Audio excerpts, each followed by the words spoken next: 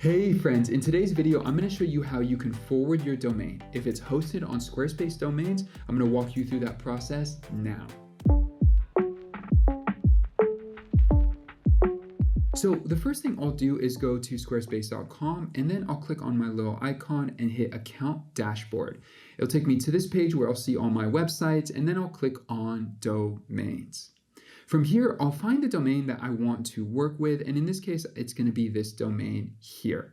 Now, this is a little bit hidden, but if you click on website, then you'll see domain forwarding, and you could do add rule. So here is how you do it. Now, if you want to just forward your root domain, which is in this case baptized-california.co, I would just type in the @ sign.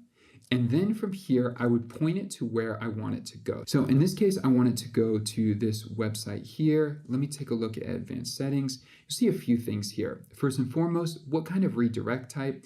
Use when the original URL no longer exists. Yeah, so we're gonna do that. Forward over SSL. Sure, that's fine. Path forward would be removes path or maintains path. So in this case, if you want to forward the domain, but you want it to continue to show up with additional information, in this case, I'm just going to do removes path. I'm going to keep it just like that. And then I'll hit save. Now, this takes a bit of time to happen, but I'll click on it and you'll see right then and there, it already works.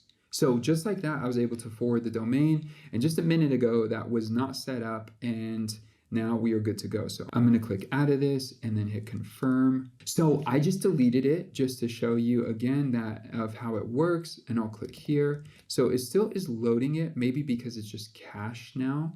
It's saved in my computer history. If I open it incognito, you'll see here it doesn't work.